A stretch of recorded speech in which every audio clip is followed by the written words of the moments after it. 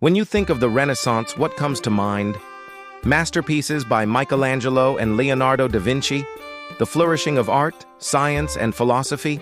Or perhaps you've heard whispers of something far more scandalous. Tales of corruption and debauchery within the very heart of the Vatican.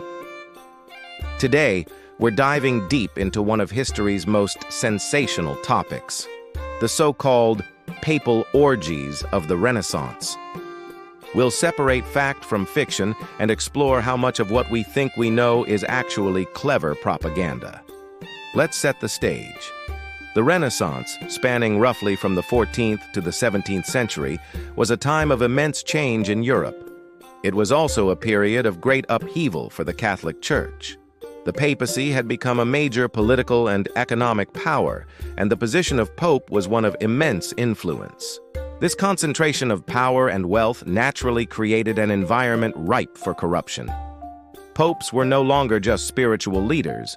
They were princes, patrons of the arts, and military commanders, often from powerful and ambitious Italian families. The family that comes up most often in these scandalous stories is, without a doubt, the Borgias. Pope Alexander VI, born Rodrigo Borgia, is perhaps the most infamous figure of this era. His papacy, from 1492 to 1503, is legendary for its alleged nepotism and lavishness. He openly acknowledged his children, including the notorious Cesare and Lucrezia Borgia, and used his position to secure power and wealth for his family. This was a clear departure from the ideal of a celibate clergy and certainly fueled the flames of criticism. One of the most infamous events associated with Alexander VI is the so-called Banquet of the Chestnuts. According to the diary of a papal official named Johann Burchard, a banquet was held in the papal palace in 1501. Burchard's account describes a scene of extravagant and inappropriate entertainment. However, it's crucial to approach this source with a critical eye. Burchard was a master of ceremonies, and his diary, while a valuable first-hand source, was also a personal record. Historians debate the reliability and potential exaggeration within his writings.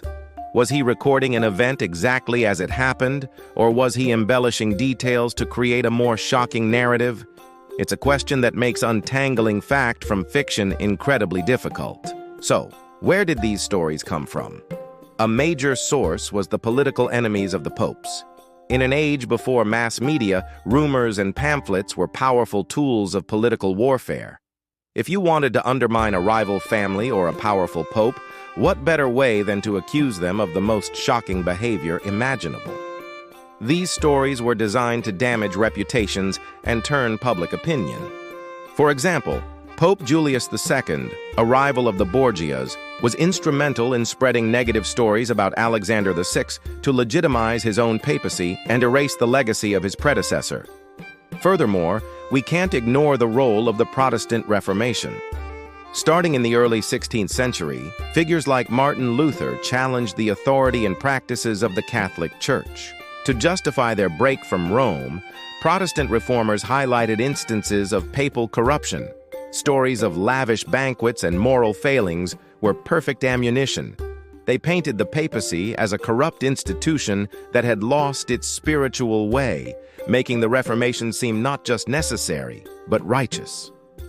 This propaganda was incredibly effective and has shaped our perception of the Renaissance papacy for centuries. It's also important to consider the context of the time. The Renaissance was a period of greater openness about human desires compared to the preceding Middle Ages. Art became more lifelike, literature explored complex human emotions, and the wealthy elite, both secular and religious, enjoyed lives of luxury. Lavish feasts, expensive clothing, and grand artistic commissions were standard for the powerful. While some of the tales were likely exaggerated for political effect, there's no doubt that the lifestyles of many Renaissance popes were far from the humble, ascetic ideal. They lived like the powerful princes they were, and this opulence, combined with a well-documented practice of nepotism, created a foundation of truth upon which more sensational stories could be built. Let's take a closer look at Lucrezia Borgia. She has been historically portrayed as a femme fatale, a symbol of the Borgia family's alleged depravity. However, many modern historians have worked to rehabilitate her image. They argue that she was largely a pawn in the political ambitions of her father and brother. Her marriages were strategic alliances, made and broken to suit the family's needs. While her life was certainly entangled in the power plays of the Vatican, the more scandalous stories about her may have been part of the larger anti-Borgia propaganda campaign. Stripping away the layers of rumor reveals a more complex and perhaps more tragic figure than the caricature we've been handed down. So, to answer our initial question, fact, fiction, or propaganda? The answer, as is often the case in history, is a mix of all three. There is a factual basis for the claims of corruption within the Renaissance papacy. Popes like Alexander VI did engage in nepotism and lived lavishly, blurring the lines between spiritual leader and secular prince. However, the most extreme and sensational stories, like the Banquet of the Chestnuts, are often filtered through the biased lenses of political rivals and religious reformers. These accounts were weaponized as powerful propaganda to undermine the authority of the popes and justify political or religious opposition. What we're left with is a fascinating chapter in history where power, politics, and perception collide. The story of the Renaissance papacy is not a simple tale of good versus evil. It's a complex narrative about the human frailties of those in power and the incredible effectiveness of a well-told story to shape historical memory. It reminds us to always question our sources and to look for the motivations behind the stories we are told. The lurid tales may be more exciting, but the nuanced truth is often far more interesting.